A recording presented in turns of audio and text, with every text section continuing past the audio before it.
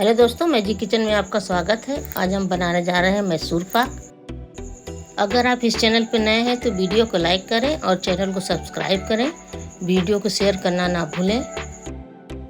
बेसन की ये एक ऐसी मिठाई है जो मुंह में डालते ही एकदम घुल जाती है और इसे खाना भी सब पसंद करते हैं। इसे बनाना भी आसान है और इसमें ज़्यादा सामग्री भी नहीं लगते हैं। तो चलिए मैसूर पाक की रेसिपी बनाना स्टार्ट करते हैं। इसके लिए हमें कोई एक बर्तन लेना है जो एक साइज का हो, जैसे कटोरी हो या कप हो। तो हमने एक कटोरी से एक कटोरी बेसन लिया है। अब इसको अच्छी तरह से इसे मिक्स कर लेंगे। एक कटोरी देसी घी हमें लेना है, वही घी इसमें आधा डाल लेंगे और धीरे धीरे इसे फेंटते रहेंगे। एकदम स्मूथ बैटर बनाना है हमें, कोई लम्स रहने ना पाए। बेसन में हमें बस आधा कटोरी घी डालना है, पूरा घी नहीं डालना है। घी का हम प्रयोग बाद में भी करेंगे। बेसन का घोल अच्छी तरह से तैयार हो गए हैं। अब इसे हमें फेंट कर एक साइड रख देना है। हमने केक मोल्ड में बटर पेपर लगा के घी से अच्छी तरह से इसे लगा लेना है हर तरफ से। इसमें मैसूर पाक जमाने में अच्छा रहता है क्योंकि बटर पेपर लगने से मैसूर पाक अच्छी तरह से छूट जाते हैं। अब सबसे पहले हम चाशनी बनाएंगे। हमने उसी कटोरी से एक कटोरी पानी डाला है। आप चाहें तो पानी कम भी डाल सकते हैं। और एक कटोरी चीनी डाला है। अब दोनों को अच्छी तरह से एक तार की चाशनी हमें बनाना है।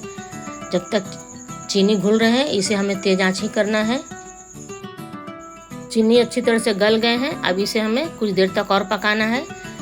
एकदम लाइट पकाना है हमें, ज़्यादा डार्क नहीं पकाना है क्योंकि बस पतला ही चाशनी बनाना है इसका।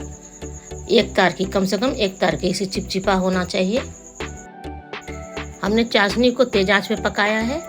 चाशनी चिपचिपा होने तक बस पकाना है। आप अपने हिसाब से आंच कम या बेसी कर सकते हैं। अब इस समय हमें इंडक्शन एकदम स्लो कर लेना है। इंडक्शन स्लो करने के बाद हम बेसन के जो बैटर बनाए थे अब इसमें डाल देना है। बैटर डालने के बाद इसे हमें मीडियम आंच पे धीरे धीरे इसी तरह मिलाते हुए पकाएंगे। देखिए एकदम बेसन डालने के बाद चाशनी एकदम पतला हो गया है। पकते पकते धीरे धीरे ये गाढ़ा होने लगेगा। बेसन को हमें अच्छी तरह से इसी तरह चलाते रहना है, बीच में लगने ना पाए क्योंकि इंडक्शन पे लग जाता है। अब इसमें हमें थोड़ा थोड़ा घी डालते रहना है और इसी तरह बेसन को चलाते रहना है क्योंकि इसमें लम्स पड़ने ना पाए। हमेशा चलाते रहेंगे। बस इसे मीडियम आंच पे इस समय हमें कर लेना है। हमने जो घी डाला था ये अच्छी तरह से मिक्स हो गए हैं। अब इसे हमें कुछ देर तक इस तरह और भूनना है। देखिए झाग उठने लगे हैं थोड़े थोड़े। अगर हम मैसूर पाक जालीदार बनाएंगे तो इसे कुछ देर तक और भूनना है, लेकिन हम कुछ जल्दी घी डाल रहे हैं क्योंकि बस इसे हमें बस लाइट कलर का करना है। बस इसी तरह हम इसी तरफ हर तरफ से पकाते रहना है, चलाते रहना है। बीच में चलाते रहेंगे, लगने ना पाए। देखिए थोड़ा थोड़ा हल्का हल्का बीच में लगने लगा है, इसलिए इसको हम इस समय स्लो कर ले रहे हैं। अब इसमें जो बचा हुआ घी है हमने पूरा डाल दिया है। अब इसको हमें थोड़ी देर पर इसी तरह चलाते रहना है। बस आंच हमें मीडियम ही रखना है, हर तरफ से चलाते रहेंगे। अब बेसन को जितना भूनेंगे उतना ही ये जालीदार बनेगा। तो इसे हमें बस स्लो ही आंच पे हमने किया है क्योंकि इसमें जाली हमें नहीं चाहिए। बस एकदम सिंपल मिठाई जैसे मुंह में घुल जाने वाली मिठाई हमने बनाया है। लेकिन ये मैसूर पाक ही है। मैसूर पाक कई तरह से लोग बनाते हैं। आप लोगों को मेरी ये रेसिपी कैसी लगी कमेंट करके ज़रूर बताइएगा। अगर आप चाहें तो ठीक इसी तरह घी के बदले आप रिफाइंड तेल भी डाल सकते हैं या डालडा घी भी डाल सकते हैं। सेम इसी तरह बनाया जाता है। अगर आप चाहें जो भी आपको पसंद है घी या तेल, आप ठीक उसी तरह बना सकते हैं। बस हमें विशेष ये ध्यान देना है कि इसे जल्दी चलाते रहना है। बीच में लगने लगता है, इसीलिए जल्दी इसे हम चलाते रहेंगे। आज जितना ही हमने स्लो किया है, तेज नहीं किया है। अब बेसन धीरे धीरे पैन को छोड़ने लगा है। अब इसी तरह हम इसे चलाते रहना है। बस इसे फास्ट तेजी में चलाते रहना है। देखिए झाग ऊपर उठने लगा है।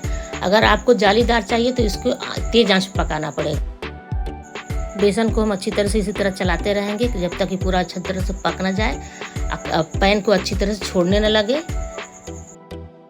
अगर हलवाई इसे बनाते तो इसमें गरम घी डालते और इसे चलाते रहते हैं।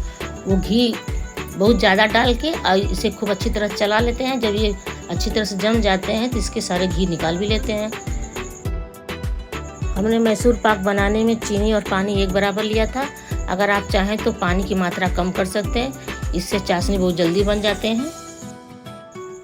देखिए बेसन पैन को अच्छी तरह से छोड़ने लगे हैं। अब हम इसी तरह अब तुरंत इसे हम पलट लेंगे, नहीं तो ये जमने लगेगा। अगर जालीदार बनाना है तो सेम इसी तरह इसको हम तेज़ आंच पे कर देना है। अब इसे हम जल्दी जल्दी फटाफट इसे पलट लेंगे, नहीं तो ये जैसे तैसे जमने लगेगा। केक मोल्ड में पलटने के बाद इसे हम अच्छी तरह से फैला लेंगे। एक तरह कर लेंगे तो जल्दी से ये जम जाएगा। इसको अच्छी तरह से सेट करने के बाद 10 मिनट के लिए हमने इसे छोड़ दिया था। इसी तरह कम से कम ये ठंडा हो जाए और सेट भी हो जाए अच्छी तरह से। ना ही इसे फ्रीज में रखना है और ना ही इसे ढककर, बस इसी तरह से सेम 10 मिनट के लिए इसे हमने छोड़ दिया था और ये अच्छी तरह से जम गए हैं। मैसूर पाक रखे हुए 10 मिनट हो गए हैं। अब इसे हम चेक कर लेना है, अभी भी जल रहे हैं। इसे बटर पेपर निकाल कर हमें एक साइड रख देना है। अब जल्दी जल्दी इसे हमें बटर पेपर से हटा लेना है। अब इसे हटा के इसे हम चॉपिंग बोर्ड पर रख लेंगे। अभी भी गर्म है, हल्का गर्म ही इसे काटने में बहुत अच्छे से पीस बन जाते हैं। इसे हम एक चाकू से लेकर पतली पतली स्लाइस में काट लेंगे। देखिए एकदम सॉफ्ट कट रहे हैं। गर्म काटने से बहुत जल्दी कट जाते हैं, नहीं तो हार्ड हो जाते हैं। अब हम इसी तरह सारे पीस को काट लेंगे। देखिए सारे पीस कट गए हैं। अब इसको हम एक साइड करके फिर से बीच में कट लगा देंगे। इसके छोटे छोटे टुकड़े कर लेना है हमें। अब दूसरे साइड पे इस तरह हम काट लेंगे। देखिए एकदम नरम कट रहे हैं। सारे पीस अच्छी तरह से कट गए हैं। एक पीस उठा के हम दिखा रहे हैं, देखिए एकदम सही बने हैं। अगर हम इसको गर्म ही गर्म ढक के रख दें तो और भी इसका कलर बदल जाएगा, तो इसलिए हमने लाइट ही कलर इसको हटाया है। आप लोगों को मैसूर पाक की रेसिपी कैसी लगी कमेंट करके ज़रूर बताएं। देखिए एक पीस तोड़कर हम दिखाते हैं, एकदम नरम देखिए टूट गए हैं, एकदम सॉफ्ट बना है।